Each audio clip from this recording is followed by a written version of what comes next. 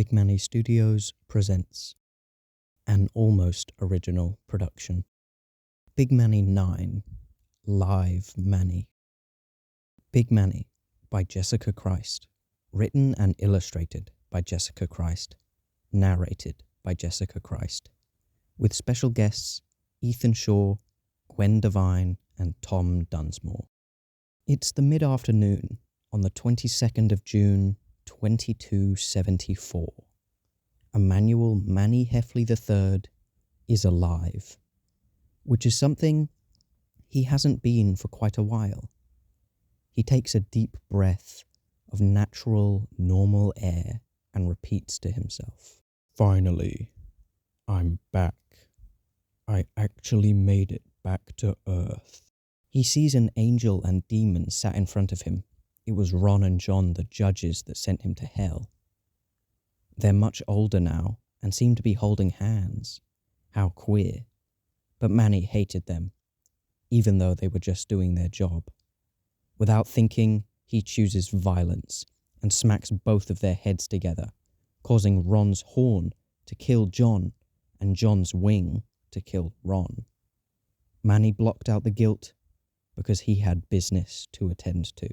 He walks down the line of newly dead who cower in fear at his mere presence. Manny shouts at them, "The afterlife is gone. Everyone, go home to your families." When he gets to the end of the line, he sees a friendly face. Death Sassy Satan. Manny says to the skeleton, "Hey Death, can I get a lift?" Death looks at his watch and replies, "Go on, mate." He climbs into Death's little boat and they sail across the stream as Manny asks, "So, do you know anything about this guy called Mr. Repulziv? I'm looking for him." Death stops rowing and stares at Manny with his hollow eye holes and says, "Mr. Repulziv? Brendon Repulziv? Manny, whatever this is about, I suggest you stop it right now. That lying, cheating old man is nothing but trouble." Manny can't stop now and shouts, "Please, Death, you have to tell me. I was sent back from heaven by Jessica Christ herself to kill Mr. Repulziv." Death feels conflicted by this and replies, "He's probably in Doe White House in France. He lives in there with President Cage." Manny's face lights up and says, "Thank you. Can you take me to the airport? You don't have to ferry people to the judges anymore now that heaven and hell is gone." Death is speechless for a moment until he stutters, "So, you really did it? You actually killed the upper gods. Thank you, Manny. I can finally retire. I'll take you to the airport right away." Later on, Manny is at Aussie Airport and gets on a plane going from Australia to France. When Manny was alive the first time, it would take a full day of air travel to make this trip. However, during the later half of the 2100s, a second space race occurred, causing huge leaps in technology, including the invention of plasma engines. The NAF's leading scientists used the energy of plasma-based weapons to power every kind of machine, allowing them to work at double efficiency. So Manny's day-long flight is a cool, comfortable 12 hours. He takes a nap during the trip. His day was very stressful, killing his creator and all. So resting was the best thing to do. A small crowd formed around him sleeping, and the people say to each other, "No way, is that Big Manny?" "It looks like Big Manny." "Big Manny from Big Manny?" Hours later, the Obama aeroplane lands in La France airport and Manny runs towards the exit. But just before he makes it, he's blocked by a news reporter. A camera is shoved in Manny's face as the reporter shouts, "This is Rhea Porter from News. Are you the real Big Manny? And if so, what are your plans?" Manny looks into the camera and answers, "Yes, I am Manny Heffely. I'm back from the dead to kill the creator of space heroin, Mr. Repulziv. by any means necessary. Manny runs out of the airport while Rhea takes over the camera and says, "Very interesting stuff. Are the old Big Manny novels coming true? Only time will tell." A few hours later, Manny is running through the streets of Paris towards the home of President Cage. He vaults over the tall black gates and charges up the hill to Duke's White House. There is a group of FBI soldiers guarding the entrance. Manny would have been scared by this encounter of a shotgun-wielding defenders, but he's stronger now, and without needing to think, he rips apart all 4 of the soldiers and grabs one of the gun brand shotguns as he bashes through the double doors into Duke's White House. Running through the hallways, Manny takes out any guards he sees until he makes it to the oblong office. Inside the office were 3 of the most powerful men in the world. Nick Cage Jr., the de facto president of New America and France, or NAF, as well as much of the Earth.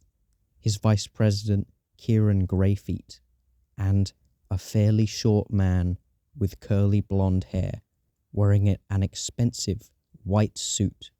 His name was Brendon Repulziv. President Cage Jr.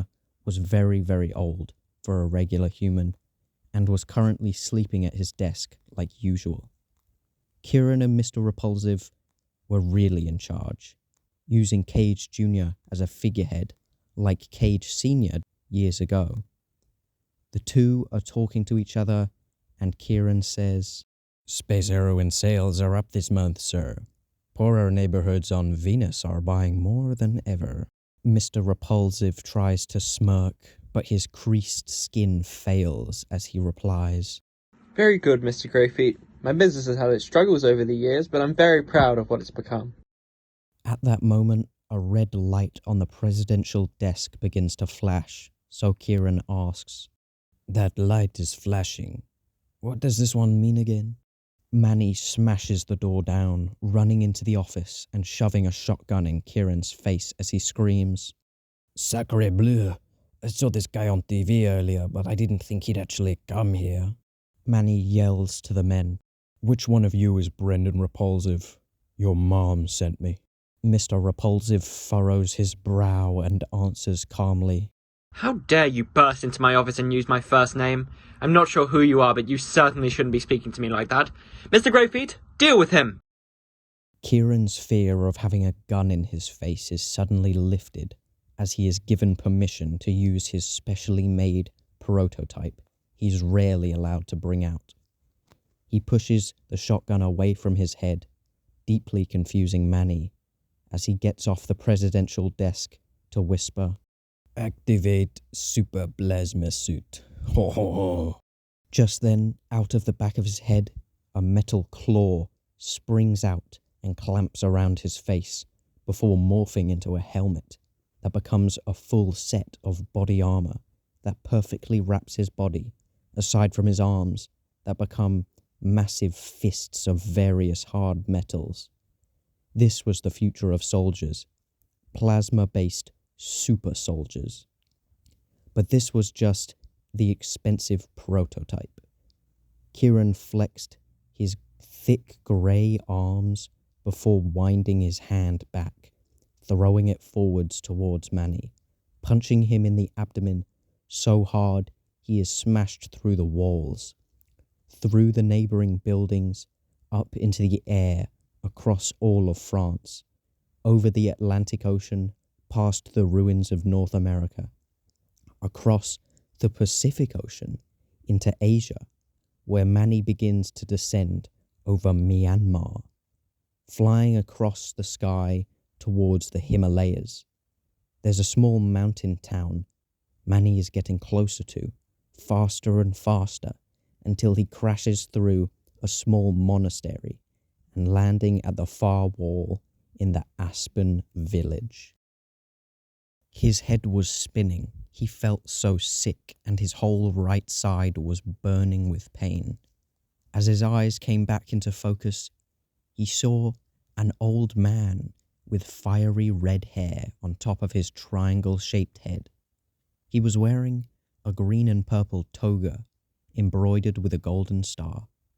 Despite the man's obvious age, he was incredibly muscular under his robe.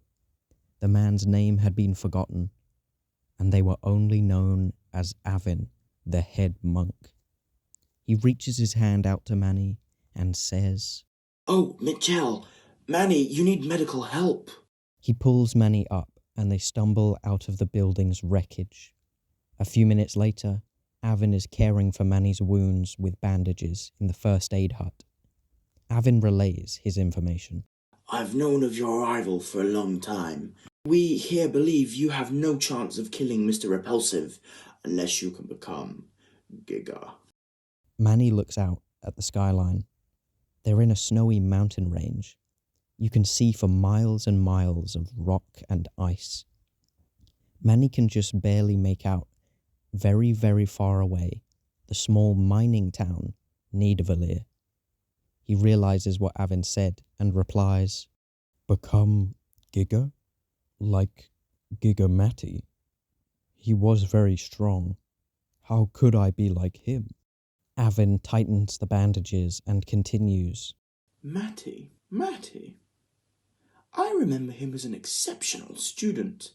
I can teach you to become Giga here, but it's a long and hard 6-month process." They walk outside the first aid hut and Manny admits, 6 whole months? I just want to kill Brendon now and move on with my life.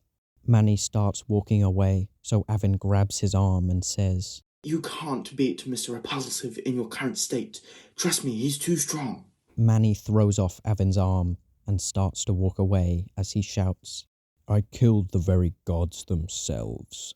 How could one man be any worse? He starts running down the mountain and Avin yells to him, "He's in Rome at his golf course. Be careful." Later in the day, Manny gets on another Obama aeroplane at the Myanmar airport. Then, 10 hours later, he lands in Italy. Despite his huge bloody wound on his side, he charges through the streets of Rome until he finds a huge clearing. In the center of Rome was once a huge bustling set of homes, shops, restaurants and ruins. But when he gained his current political power, Mr. Repulziv flattened the whole area to build a personal golf course. The only building he didn't destroy was Shopska Salad, a restaurant he co-founded back in the day with Eva Bazeva. President Cage Jr., Vice President Ciaran, and Mr. Repulziv were standing around this Italian-Bulgarian restaurant. Nick Jr. was fast asleep on the table as Ciaran lines up his shot and swings his club at the ball, barely missing the hole-in-one, as Mr. Repulziv says, So close, Mr. Greyfeet. Let me show you how the richest play golf. He swings his club at the golf ball, but hits the astro underneath, and the ball barely shuffles forwards. Ciaran comments, Oh yes, very good, sir. Mr. Repulziv turns around to scold his subordinate, but he sees a familiar face, Manny Heffely. When Ciaran sees him as well, he shouts, Didn't you get the idea the first time? Should I get my suit out again, sir? Mr. Repulziv pushes Ciaran back and walks towards Manny, whispering, No, let me deal with this danderpat. He walks slowly towards Manny. You mentioned my mother before. I don't see her very often, but whenever I do, she just makes everything worse. And I expect she sent you here to do the same. Not only are you disrespecting me, but you're also drenching my property in your mongrel blood. Now please leave here. Immediately! Before Manny can get out a reply, Mr. Repulziv pulls his arm back and swings it forwards, whacking Manny in his left side, even harder than Ciaran's plasma suit. He's flung through the air once again, tearing his bandages as he bleeds relentlessly from the 2 chunks of his abdomen missing. He soars over Europe and into Asia, descending over the Himalayas and landing in the Aspen village once again. He crashes through the stone and wooden wall of Master Avin's home, destroying everything on the floor. Luckily, Avin was reading on his bed near the ceiling, next to the picture of his dear late rabbit. Avin would have been furious at this destruction, but he knew Manny was the key to the world's future. He jumps down from his bed and picks up Manny's barely conscious body, shouting, "You're back! You must be here to train with us." Manny is back at the first aid hut, getting his injuries bandaged up. Avin dabs Manny's open wounds with rubbing alcohol as he continues. "I hope you're finally going to learn at our beautiful monastery. If you don't, I fear your next encounter with Mr. Repulziv could be fatal." Manny takes a deep, painful breath and admits, "Well, you're probably right. As much as I want this to be over already, I must be patient, or I could find out the fate of a secondary death." They walk into the courtyard next to the miracle aspen tree, and Avin replies, "Wonderful!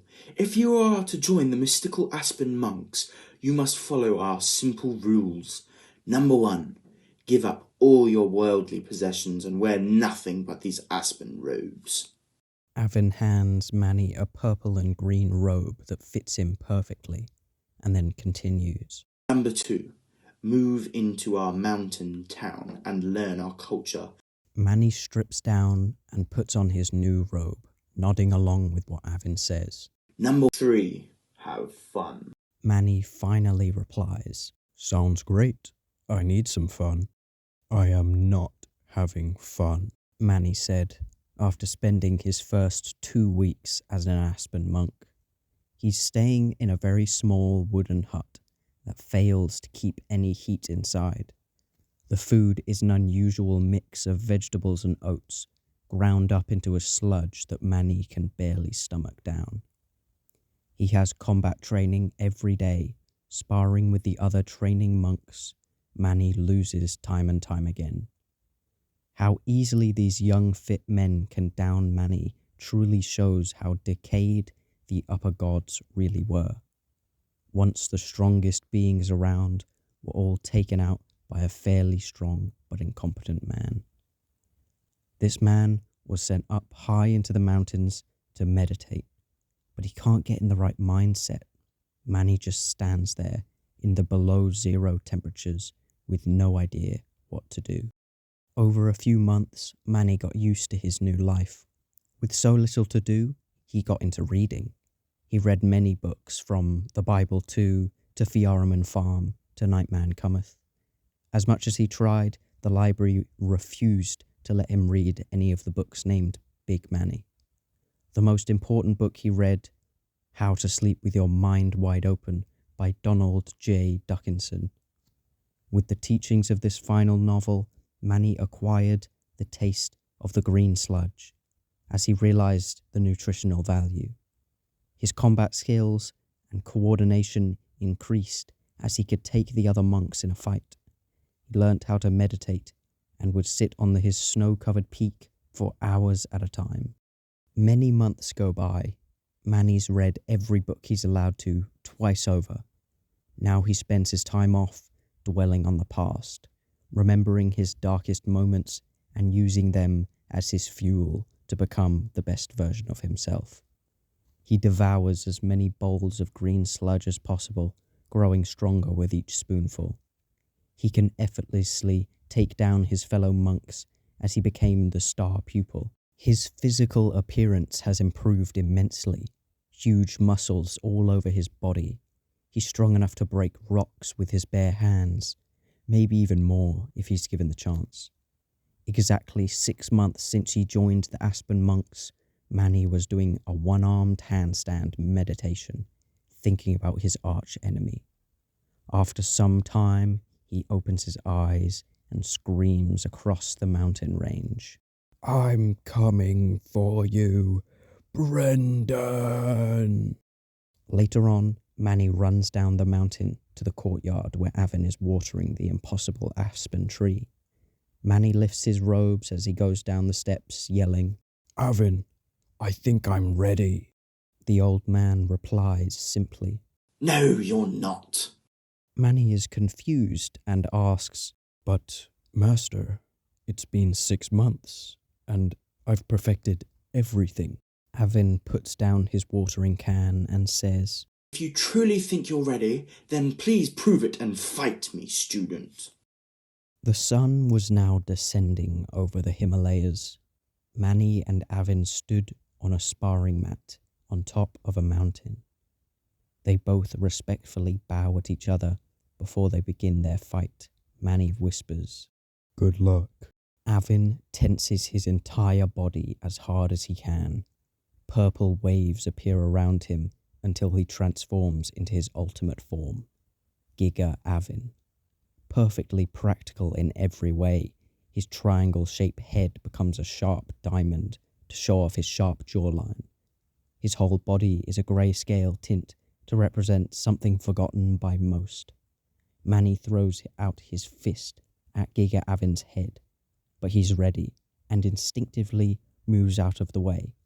Manny tries to hit Avin again, but he moves out the way instantly.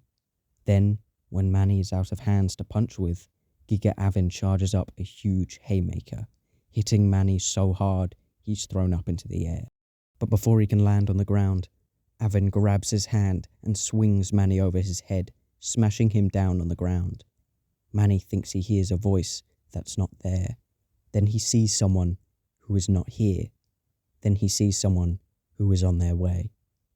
Manny's head hurts a lot.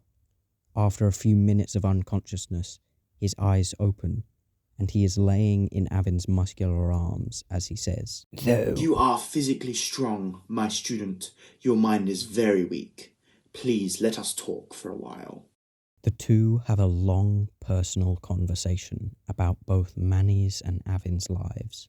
They discuss Manny discovering space heroin in his childhood home. They discuss Avin's childhood in the 19th century. They discuss regrets of both murder and betrayal. They discuss their friendships with Obama. They discuss the forgiveness that came. In hell, Manny befriended his old enemies, and in heaven, his family still loved him. While he was dead, Jessica Christ's books taught the newer generations that Manny is meant to be liked. Avin says, "From What you're saying, it seems everyone has forgiven you for your mistakes. What is still holding you back?" Manny has been opened up. All his insecurities are on show to Avin, and he finally feels comfortable saying how he truly feels. He's crying as he says, I haven't forgiven myself, okay? All those things I did, all those people I killed, they didn't deserve to die, or be in pain, or live under me. The people I gave power were monsters. I was just a child, in the wrong place at the wrong time. Oh, gods. Killing is who I am now. No matter where I go, I have to hurt. But if I have to hurt someone, should it not be someone just as bad as me? If I could do this any longer, I would. But apparently my whole life has already been written. Does that mean my choices aren't real? Do I have free will? Or am I just the creation of a dead ginger woman and nothing more? It's all ineffable. I just wish I could take everything back. I just wish it could all make sense. The sun is now setting fast. The sky is becoming a deep orange as the night draws near. Avin knows they must be quick, and he replies, "Really beautiful, Manny. You're in a difficult situation, but you will know what to do. What I can tell you is while some of us can live for a very long time, just like you and me, it's very rare these days, as we stray genetically further from the gods. So all the people who lost their lives because of you would be gone by now anyway, or many of them deserved it." Manny can't hear anything Avin is saying. His eyes close and his head becomes empty.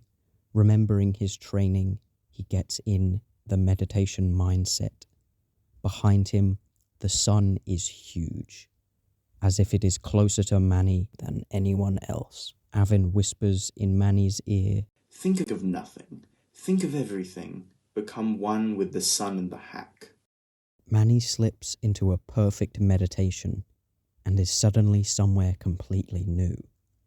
His eyes do not open, but he can feel what the space looks like. It is an infinite light purple void, full of even lighter purple clouds, with no discernible features.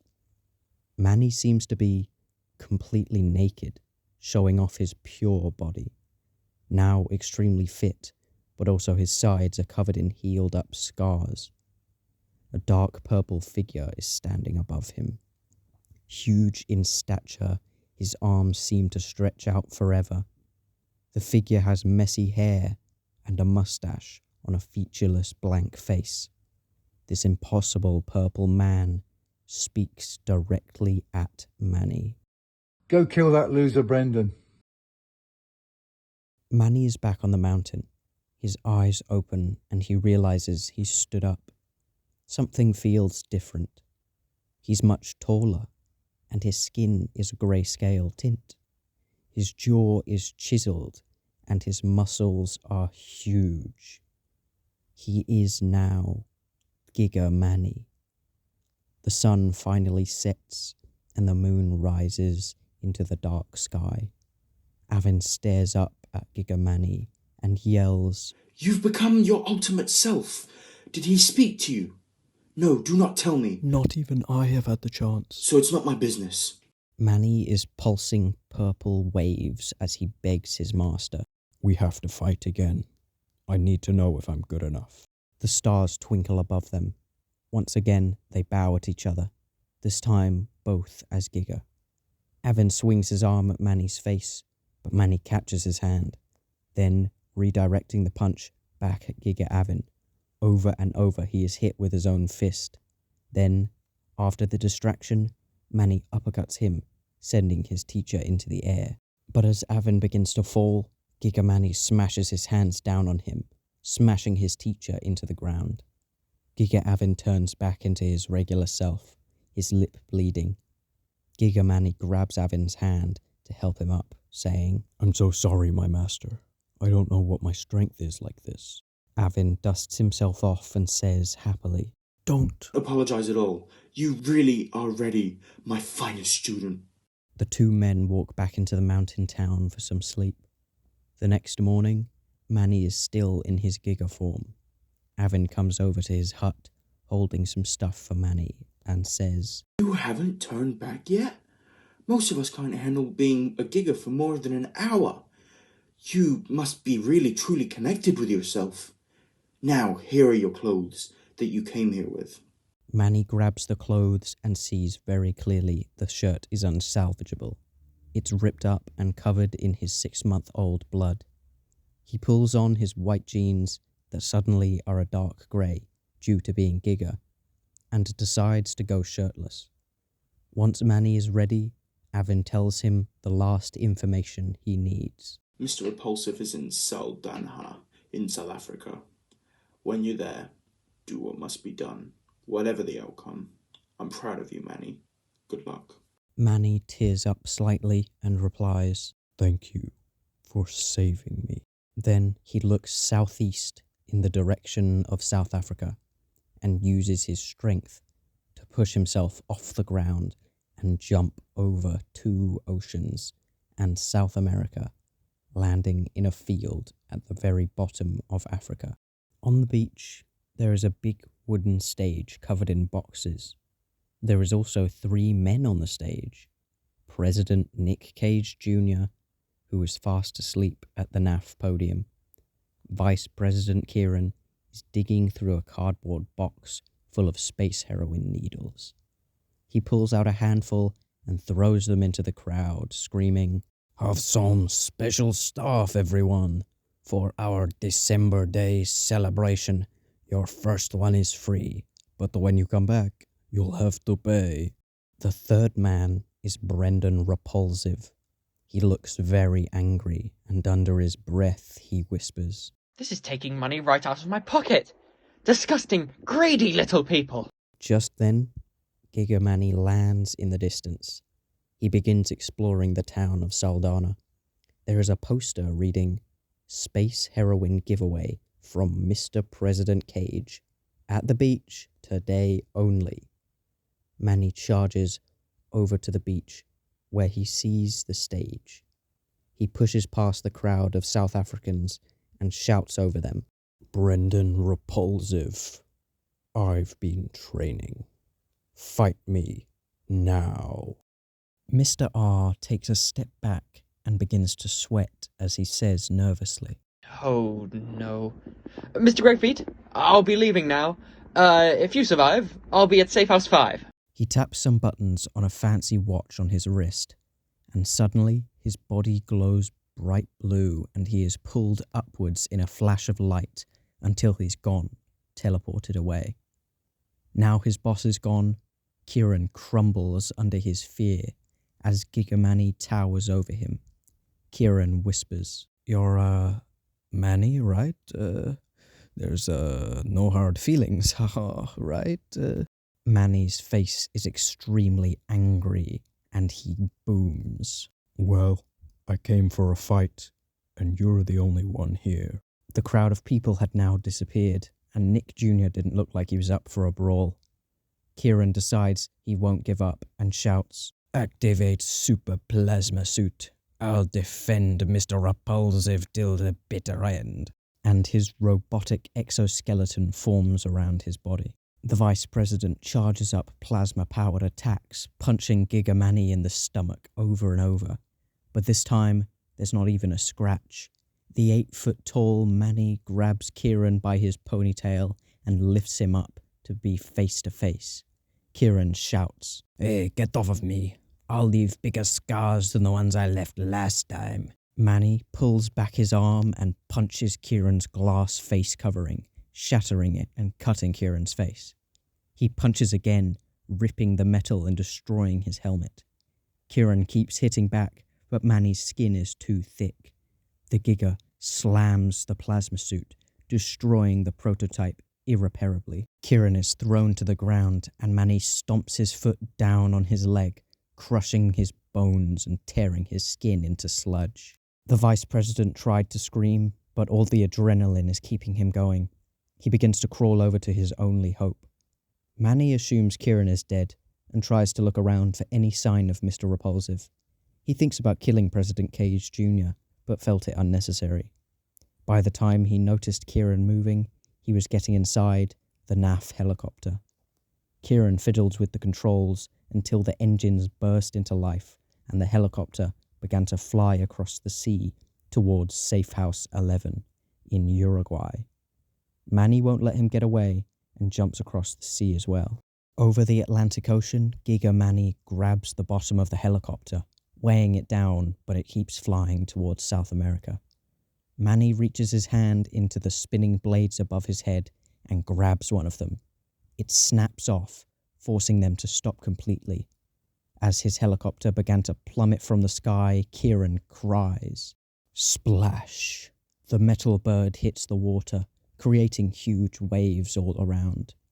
It manages to float, and Manny grabs onto it, climbing on top.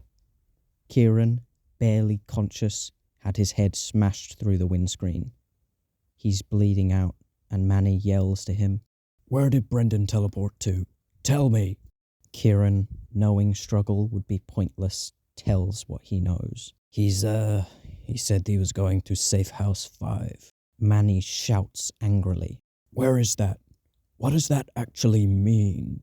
Ciaran sighs, feeling the water pool around his feet, and screams back, "I don't know about any of the safe houses discovered before I worked with him. Safe House 11 is in Uruguay, but he wouldn't go there. Safe House 5 is somewhere very important, I'm sure, but I have no idea about it. Your life is important. Maybe there's a connection." Manny thinks about this, calms himself down, and says, "It probably does have something to do with me. For some reason, everything does. Oh, I'm so sorry. I was here for Brendon. Let me help you out. You don't deserve to die here." Manny reaches out his huge arm and Ciaran stares up at him. Feeling the icy ocean engulf his lower half, Ciaran replies, No, It's fine. My time as vice president is almost up. So Mr. Repulziv will probably kill me once I'm useless to him, just like all his other business partners before. I'd rather go out on my own terms, right here. Manny stands back up, frowning, and says, "He sounds horrible, even to those he's close to. Is there anyone he has loved truly?" The helicopter sinks further into the water, up to Ciaran's face, where he sighs deeply and does not breathe back in. Manny turns away, looking up at the sun, whispering to himself, "Somewhere important, connected with me. Where could he be?" As the helicopter is completely submerged, Giga Manny jumps off of it into the sky, screaming to the whole world below, "I'm going to kill you, Brendon Repulziv, even if it's the last thing I ever do." To be continued. And that's Big Manny 9, the penultimate episode of this series. The stakes are ramping up as we approach the finale. I want to thank the amazing voice actors of this video, 3 of my best, I think, especially the mysterious purple man, voiced by my very own grandfather. I hope you enjoyed. Like, subscribe. Bye. Oh, also get ready for the next one, because it's gonna be the longest one. It's gonna be the longest one ever. It's gonna be the longest one ever. I'm never gonna make one longer than the next one. I don't even want to make one that's gonna be that long, because it's a lot of work. But yeah, that's happening. Bye.